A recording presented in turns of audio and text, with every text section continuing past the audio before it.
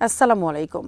সিএনএনের খবরে বলা হয়েছে যুদ্ধবন্ধে চুক্তি করা ছাড়া কোনো বিকল্প নেই যুক্তরাষ্ট্রের।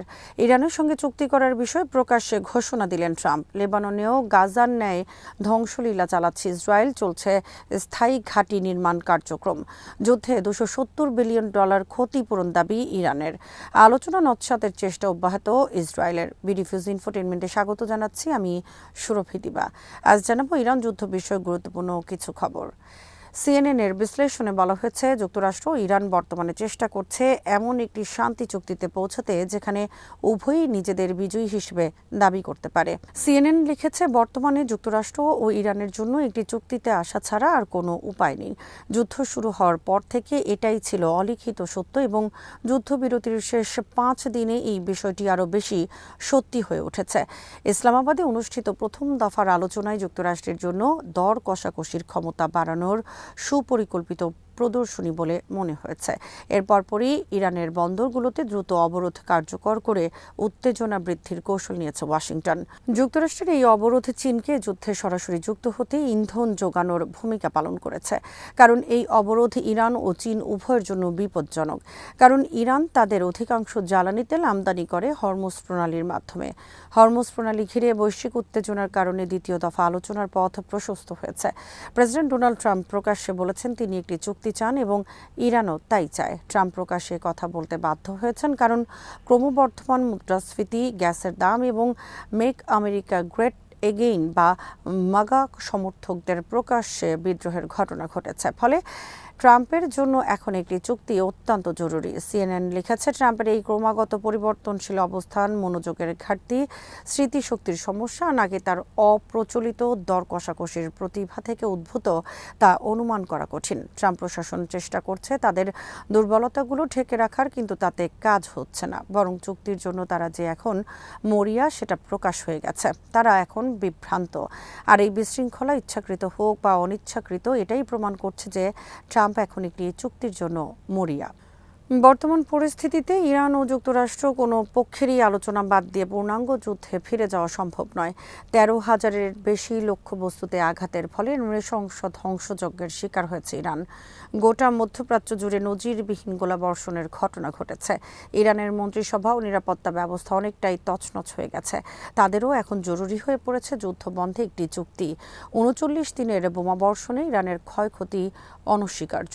যুক্তরাষ্ট্রের সমালোচকরা উপহাস করছেন কিভাবে তারা একজন আয়াতুল্লাহ খামেনির জায়গায় আরেকজনকে বসিয়েছেন তা নিয়ে। তবে মোস্তফাকে এখনও জনসম্মুখে দেখা যায়নি।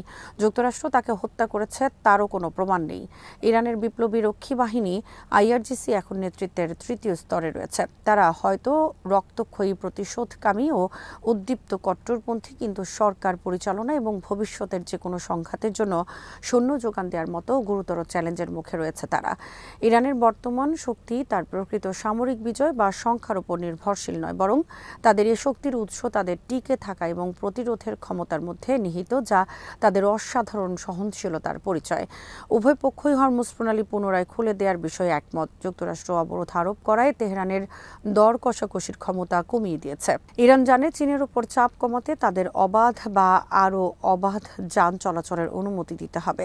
উভয় পক্ষই পারমাণবিক সমৃদ্ধকরণের উপর একটি স্থগিতাদেশে সম্মত হয়েছে। তবে ইরান সব আরব দেশে হামলা চালানোর ফলে তাদের দিক থেকেও চাপে রয়েছে। আরবদের আরামের জীবন তছনছ করে দিয়ে অনেকের ক্ষোভের মুখে রয়েছে ইরান। আরবদের মধ্যে বেড়েছে ইরানের প্রতি ক্ষোভ। ইসরায়েলের হারেটস পত্রিকার খবরে বলা হয়েছে, গাজার মতো লেবাননেও চলছে ইসরায়েলের তাণ্ডব। দক্ষিণ লেবাননের গ্রামগুলোতে গাজা উপত্যকার মতোই ধ্বংসযজ্ঞ চালাচ্ছে ইসরায়েলি বাহিনী। ইসরায়েলি সেনারা দক্ষিণ লেবাননের গ্রামগুলো গড়িয়ে দিতে গাজায় ব্যবহৃত পদ্ধতিগুলোই অনুসরণ করছে। একজন ইসরায়েলি সেনা কর্মকর্তা বলেন, আমরা ঠিক গাজার মতোই আচরণ করছি।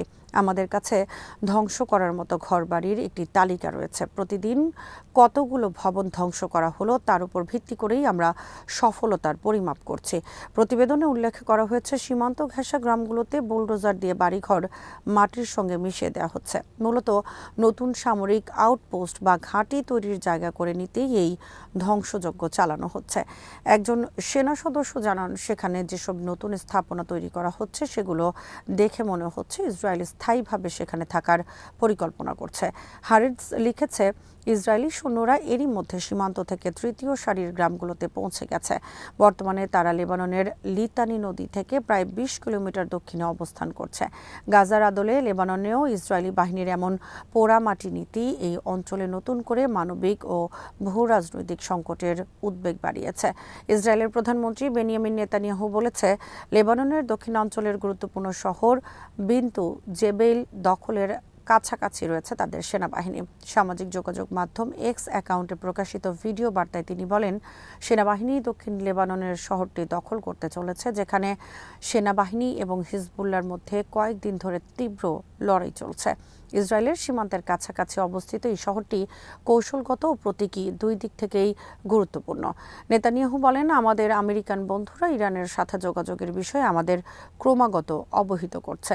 আমাদের লক্ষ্য একই, যুদ্ধ পুনরায় শুরু হওয়ার সম্ভাবনার কথা মাথায় রেখে আমরা যে কোনো পরিস্থিতির জন্য প্রস্তুত। ইসরায়েল আর্মির মুখপাত্র এফি ডেফরিন বৃহস্পতিবার বলেছেন, লেবানন ও ইরানে আরও যুদ্ধের পরিকল্পনা অনুমোদন দেওয়া হয়েছে। এফি ডেফরিন জানান, সেনাপ্রধান লিতানি নদীর তীর পর্যন্ত দক্ষিণ লেবাননের পুরো এলাকাকে হিজবুল্লাহর জন্য মৃত্যুপুরী হিসেবে ঘোষণা করেছে। চলমান যুদ্ধে ১,৭০০ জনেরও বেশি হিজবুল্লাহ সদস্যকে হত্যা করা হয়েছে। হিজবুল্লাহ যোদ্ধারা যেখানেই লুকিয়ে থাকুক না কেন, তাদের নির্মূল করতে অভিযান চলবে। যুক্তরাষ্ট্র ইসরায়েলের হামলায় ক্ষতিগ্রস্ত অবকাঠামোর জন্য $২৭০ বিলিয়ন ক্ষতিপূরণ দাবি করেছে ইরান। জাতিসংঘে নিযুক্ত ইরানের দূত গত মঙ্গলবার জানিয়েছেন, মধ্যপ্রাচ্যের ৫টি দেশকেও এই ক্ষতিপূরণ দিতে হবে। তার অভিযোগ, ওই দেশগুলোর ভূখণ্ড ব্যবহার করে ইরানে হামলা চালানো হয়েছে। এছাড়া হরমুজ প্রণালী দিয়ে যাতায়াতকারী জাহাজের উপর কর আরোপের মাধ্যমে এই অর্থ আদায়ের একটি প্রস্তাবও সামনে এনেছে তেহরান। রুশ সংবাদ সংস্থা RIA নভোস্তিকে দেয়া এক সাক্ষাৎকারে ইরান সরকারের মুখপাত্র ফাতেমে মোহাজেরানি বলেন, গত ২৮ ফেব্রুয়ারি যুক্তরাষ্ট্র ও ইসরায়েলের সঙ্গে যুদ্ধ শুরুর পর থেকে ইরান $২৭০ বিলিয়ন ক্ষতির সম্মুখীন হয়েছে। তাছাড়া ইরানের বিরুদ্ধে যুক্তরাষ্ট্রসহ পশ্চিমাদের দীর্ঘ অবরোধের ফলে ইরানের $১০০ বিলিয়ন মূল্যের নগদ অর্থ ও সম্পদ ফ্রিজ হয়েছে যুক্তরাষ্ট্রসহ বিশ্বের বিভিন্ন স্থানে। ইরানি সম্পদ মুক্ত করার দাবি জানাবে আলোচনার টেবিলে। আজ এখানে শেষ করছি। সমরাস্ত্র প্রতিরক্ষা ও কূটনীতির নানা তথ্য জানতে চোখ রাখুন বিডিভিউজ ইনফোটেইনমেন্টে।